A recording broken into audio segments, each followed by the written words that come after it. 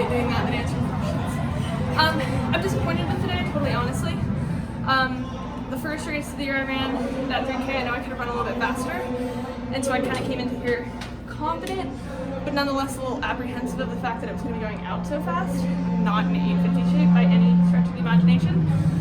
But I thought I'd be closer to like 9:10, 9:15. But as I was walking in here and even coming into the race, I think the repetitive concern that I was raising to both my coaches and my boyfriend, who's often my sounding board for all my worries, is the fact that although my fitness is progressing, we've been focusing a lot on very aerobic work because the last injury that I'd had was an Achilles problem, and it didn't really heal up until honestly around the time I dropped the New York Times story. So it's only been a couple months in which I've been able to do faster stuff.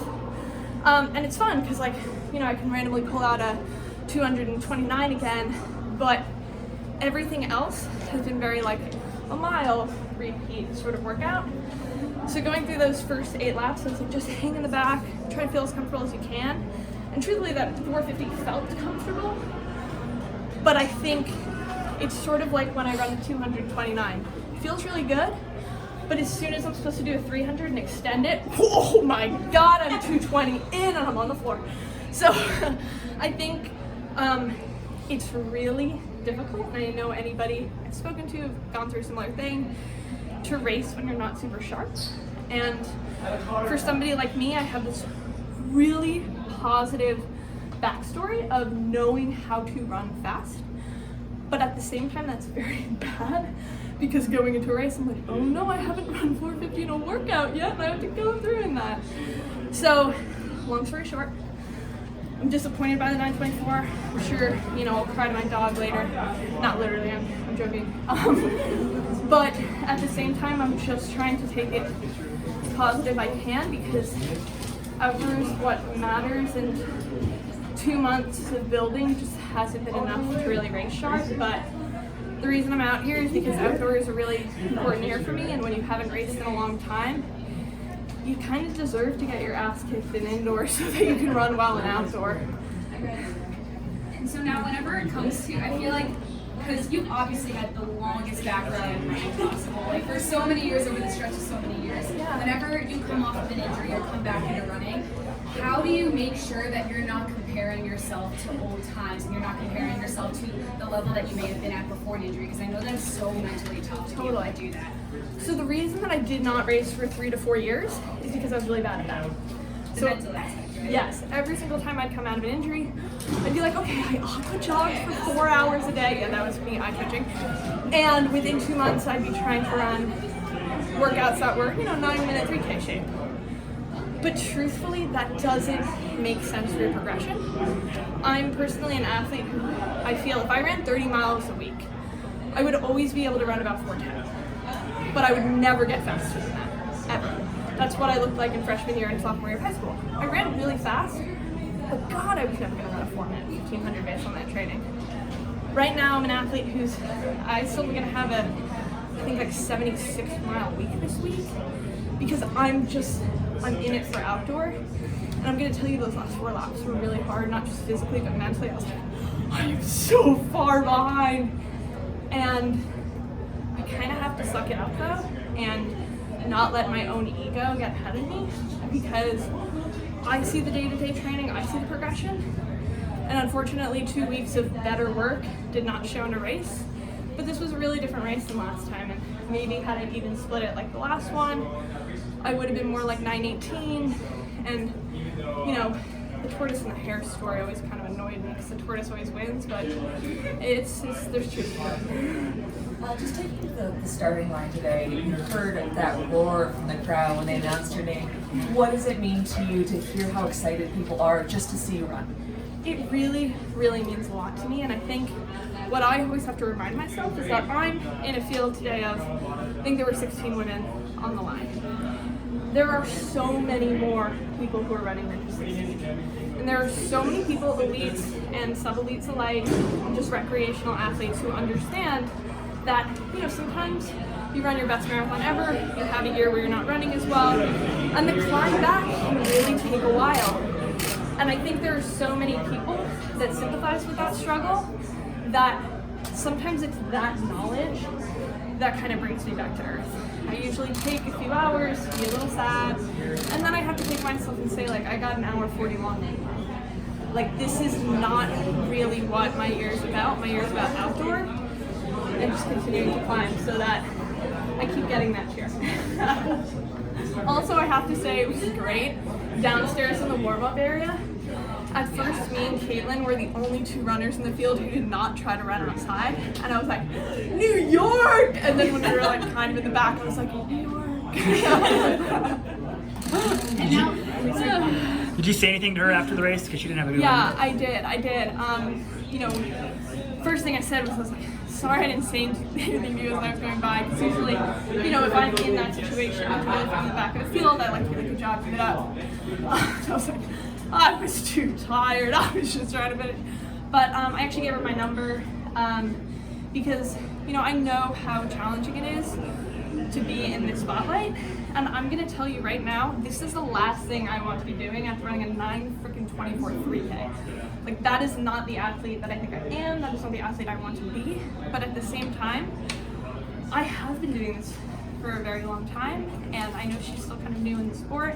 And I always just want to pass on any wisdom that I can to a younger athlete, because at the end of the day, I sympathize probably like very few people do, and I always want her to really carry herself with confidence, with poise, no matter how she's feeling. And she's honestly doing great. She looked really good over there. I think she's disappointed like anybody would be, but she was already taking off her spikes, probably gonna go cool down, so she's good. I hope so. Yeah, I think she will. You know, truthfully, I think what I have learned in this sport is that it's very easy to feel very alone. We're individual athletes in an individual sport, and of course there are programs that train together, but even within that, it's like every group is kind of separate. And today was the first meet I have ever gone to, and I really felt such a camaraderie amongst all the women in the field. And I think it helps when you're the person who's on the upswing and when you're a younger athlete and all those things. But I think that our sport is kind of in the middle of a changing of the guard. And I think the new guard that's stepping up is a really great group of people.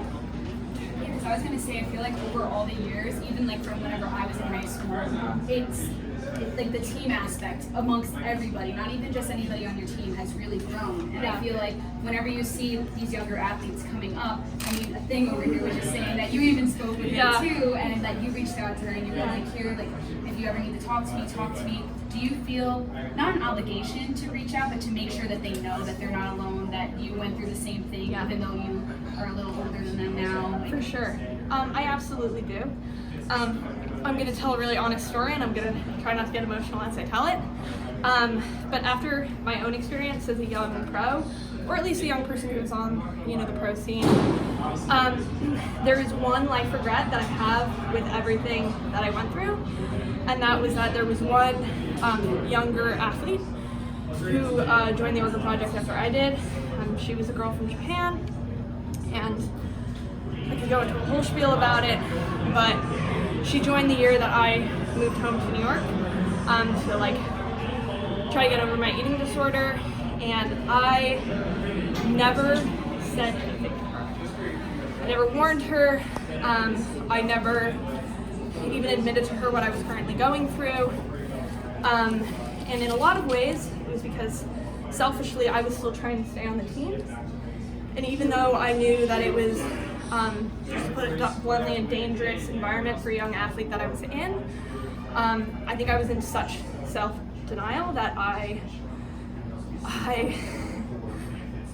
let her join that team. And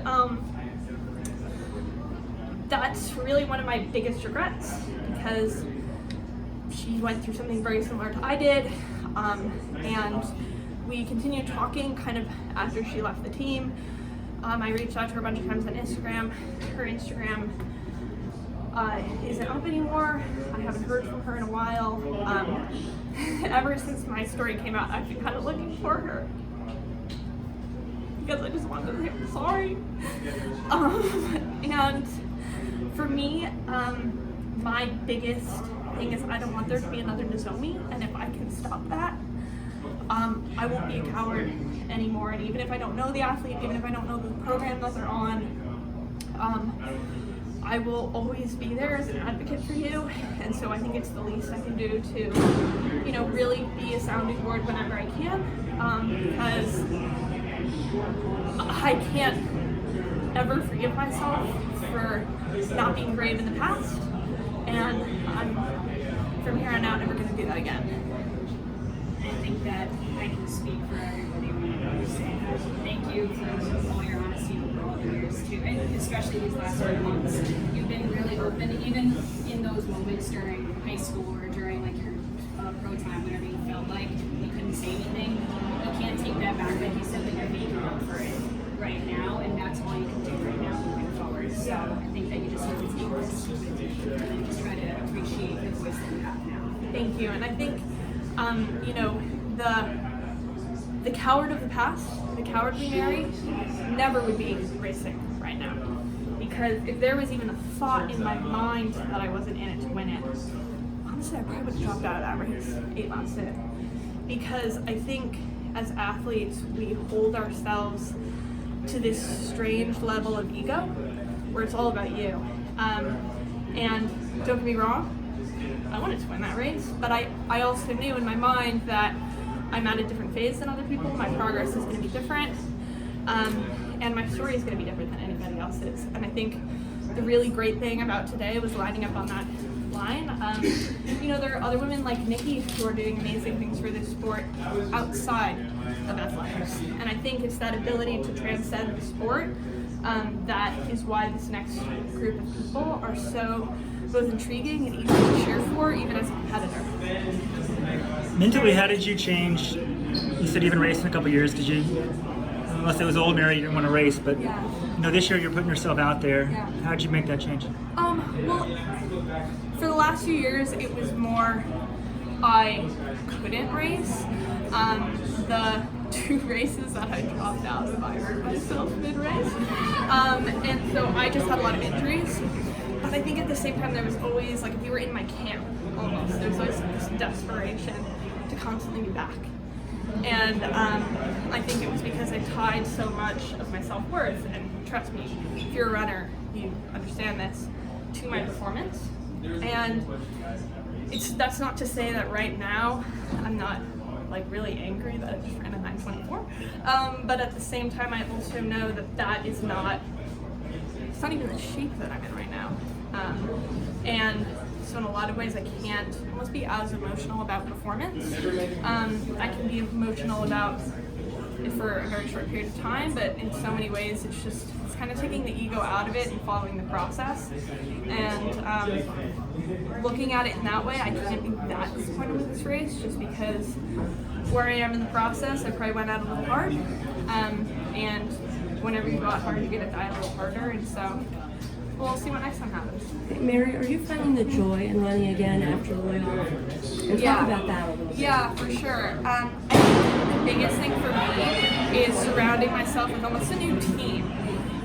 And by that I don't mean in terms of literal people, I think more in terms of the mindset, where, you know, I am more invested in all of my training partners and all of my coaches and all of my support staff. And I think as a result, there's this broader camaraderie that I'm developing. And I'm also doing fun things like going for a run with my boyfriend. You know, maybe I would rather run in the morning one day, and then I'm like, you know, I could really use some help out there. I'll wait until the evening when he comes home from work and we'll go for a run. Or it's just weird to say, but like my dog is really fast. She doesn't really know how to like go for a run yet, but she will fly. And I think in the past I almost would have been so scared to run with her because I'd be like, this is extra miles I don't need, or like I'm gonna hurt myself because I'm running in Toms. Okay, maybe that is true, but I still just, you know, let loose with her, and I kind of in that moment I'm like, this is really fun. This is why I run, you know, and that's why she runs, and also to try to catch Mommy some dinner, aka squirrels, which she's not caught yet, very luckily. What kind of dog is she? She's like a setter mix. So I'm gonna go talk a little bit about Nala. We got her like around this time last year. her dog anniversary is February 2nd. I expect lots of presents, everybody. When we adopted her through an organization in the city called Muddy Paws, so we were told she was 6. So we're gonna call her 7 on February 2nd. And yes, if my social media is blowing up with Nala, that's 90% of what I post anyway, so I'm sorry. Who are your training partners? You talked about training partners. Oh, well, you know, in a lot of ways, it's kind of like local people. So the Henwood Hounds is a long route group I train with. We meet up in Central Park every Sunday. I'll be out there with them tomorrow. It's a lot of like sub-elite marathoners who can probably run between like 235, 250, so they're good like long run buddies, because that's their workout for the week, and for me, I'm like trying to not push it too hard. And then recently, the girl who actually beat me in the 3K the other day, I'm going to start trying to hop in to runs with, and there's a great Ethiopian community in the Bronx that I might try to meet up with, and there's like a few things I'm trying to do, because honestly all of my workouts have been alone, and that's great for the phase that I'm in. I mean, I think in a lot of ways, if I count November as when I started running, this is almost like in a pro mindset. This kind of is my November, so I'm a little bit behind. But at the same time, like this is kind of that phase where I want to start running with more people. Do you have a race lined up after this one? No, in a lot of ways I wanted to see how this goes, and I think we're gonna have to regroup, talk about some things. Again, I think fitness-wise, I'm in better shape than I just ran, so it's a little bit frustrating. But just gotta kind of keep moving and seeing what's next. 2 weeks ago, you ran faster than you did 2 weeks ago, and you went out a lot harder. Yeah, see, that's the thing. You're definitely in a lot better shape, but Yeah. also at the same time, I would say, like you said, I knew I couldn't run under 9:10, so kind of a little bit worse than you wanted, but not that much, really, right? That's the thing. It's like in a lot of ways right now, I'm in that phase where even being downstairs, I was like, oh my God, I haven't done this in 4 years, meaning kind of be with like a pro group. And I think there's something about that where it's different running with kind of sub-elite guys and just, you know, zoning out, being dragged along, running even paced, and kind of going for it and then struggling a bit. This was a faster field than I think I even expected. You know, and I think everybody went out a little bit harder, but, you know, It's pro racing. it's pro racing, June's what matters, you know, next time. So Mary, you're talking about the spring.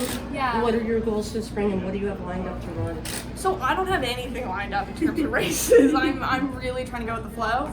I've only been really doing workouts for about like 8 weeks at this point.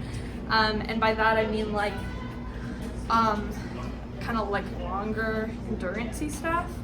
And so right now I'm kind of in that phase where it's just every week I'm trying to get a little bit better.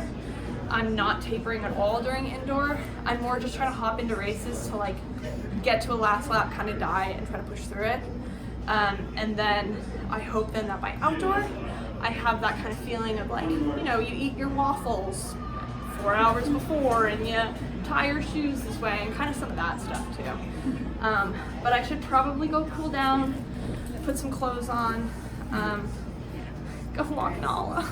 Thank you for all the time. Appreciate it. Silly question. How do you spell Nala? Nala. So she's the lion from the Lion